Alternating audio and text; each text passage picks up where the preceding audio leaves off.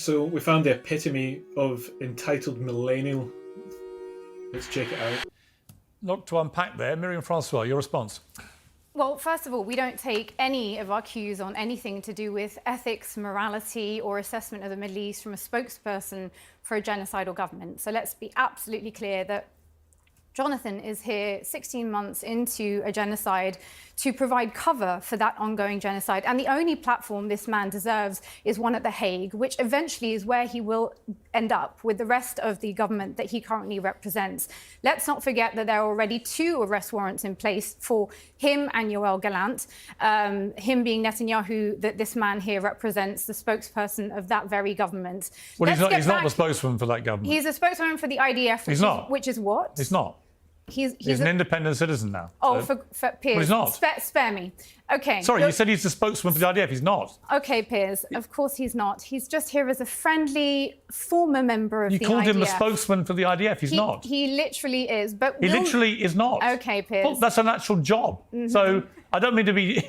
to be factual, he's not the spokesman for the IDF. Okay. He's here in an independent capacity. He's not in an independent capacity, but sure thing. Now, moving on to the terms of the deal, this man is not a reference for any analysis on that. I think the most important question is what is going to happen to the civilians who are caught up in this conflict. That is the only real question at stake here, whether they are Palestinians or Israelis. And after 16 months of conflict, there must be a resolution. Now, we know that Netanyahu has systematically catapulted any attempts to bring about a peace agreement. And it appears from what our spokesperson has been saying, that is unfortunately where the current proposed deal is likely to head. But to me, I don't think you could even... Are you a spokesperson for Hamas, just out of interest? Oh, spare me, Piers. Are you? Spare me. Well, by the same yardstick, if you're going to say that Jonathan Conricus has a formal job on this panel as a spokesman for IDF, yes. I'm just asking you then, if you're here to take the other side, are you therefore de facto a spokesperson for Hamas? Babes, spare me. I'm not your babe. Okay, well, and if I'm just asking you, if you're going to give people labels, they should be accurate. Yes, otherwise, viewers may get a misleading... Well, it's got to be said, I think that's the first time I've ever heard somebody be referred to as babes during a political discussion. I prefer to start from this whole thing in totality, going back to October the 7th, and the heinous attack on Israel. It's totality October I'm not the 7th. Talking to you. No, yeah, but I am talking. Well, I'm talking and I'm to letting Ahmed. you know that it didn't start on October the 7th. No, there's obviously... If you want to take it in your totality... No, I'm talking to Ahmed, if you don't mind. To show some respect for your fellow panellists, no, please. I do mind. If you want to start from the beginning, let's start from 1948. Yes, I'm about to say that. If you let me just finish what I'm saying... Welcome. Yeah, you can tell Piers is starting to get really annoyed with her. The level of entitlement that she has is unlike anything I've seen recently. It's unbelievable. You can actually tell she does work for the BBC and Channel 4. That is paid for by many parts of the international community. People. And Hamas, you're interrupting me, and that's not okay. I didn't interrupt you. Oh, I will Hamas is using that in order to...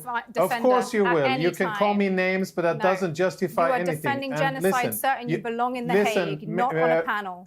No, I belong in my free homeland, which is where I am and will continue to be. And you can continue to spew violence and hatred on Al Jazeera and promote terrorism, and you will be held accountable for your deeds. Myriam, if you're right, Myriam, that the time for that to happen will come, right? Absolutely. And if you're wrong, then you're actually slurring Jonathan in a way that I think is unfair for this particular panel now. You have no evidence that he supported any genocide. Which is all you've been doing, Myriam. It's all about personal attacks, trying to paint me as something that I am, that I'm not, and you don't even have the facts straight. One of the great reporters of the world, that it is beyond any doubt that women were sexually assaulted and raped, right? And if you try and pretend they weren't, then I'm sorry, you're living in cloud cuckoo land. I want to bring in the Texas. I'm going to bring in. I'm going to bring in. I'm sorry. I'm really sorry. When everyone talks, no one really can hear you. I'm sorry. I am moderating the panel. I'm going to bring in the Texas Republican Congressman Dan Crenshaw. Then I'll come back to the panel.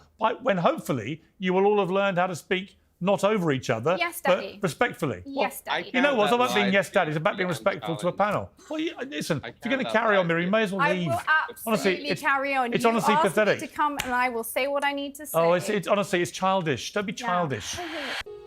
Daddy? The fuck is she calling him Daddy for? Is that the kind of level of professionalism we should be expecting from the BBC and Channel 4? Kind of wild. I mean, Myriam, I don't see any future in Gaza with Hamas in any kind of power, do you? Did we come up against the white man mantra of it's complicated? I think we did, folks. Here we are again. Well, hang on, what colour are you? Responding hang on, what colour are you? I'm sadly of your camp, Piers. You're white. So why are you using skin? November Why are you using skin? Well, you're sad you're white. No, sadly in your camp is what I said. What does that mean?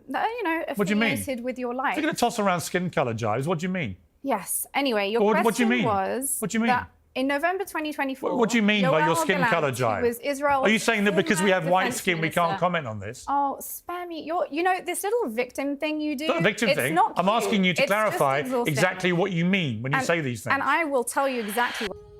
Man, it's crazy that these activist types think that, you know, white people shouldn't really have an opinion about anything these days. It's kind of crazy. And the fact that she's white too is just so much more embarrassing, because it's like activist talk that she's obviously kind of hoovered up and spewing out, and the fact that she's white too is so laughable. And then when he calls her out on it repeatedly, she just tries to divert. It's like, oh, I didn't actually say that. This is exactly what I said. I didn't say it's because I'm white or you're white. It's because I said that I'm in the same campus shoot. Like, dude, you just said it's because he's white, basically. Come on now. Let's not beat around the bush. It's not semantics. You said what you said. Acknowledge it. But you can't, because you look stupid then if you do.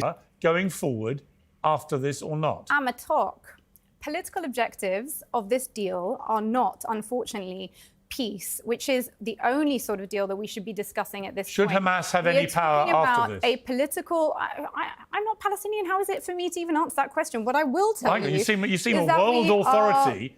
A world authority on everything Israel's doing, but you can't even answer a basic question about whether Hamas should have any power after this. Yes, sweetheart, I just do analysis. I'm not your sweetheart, I'm not your daddy, I'm not any of these stupid little jibes you're doing. I am white, a slur you seem to think is somehow worth delivering in the middle of this. The current deal that we have on the table is really not a ceasefire deal, unfortunately, because there are no guarantees that phase 2 and 3 of the deal will ever be brought about. And I think that's really where the focus of this conversation should be. You can't answer my question about Hamas having power. Why don't we talk about serious things, Piers? Why don't you just answer my question? I would actually say whether Hamas has power after this is a pretty damn serious question. Do you think they should? I will get to that. Do you think they should? I will get to that. Get to it now, because it's the question I've asked you. I will get to it on my own time. What's your answer? My answer is, are you ready to hear it? Answer it. Little drum roll for you. Dum-dum-dum-dum. Is that we should be looking at a peace deal that achieves actual peace in the region. Should Hamas have any power?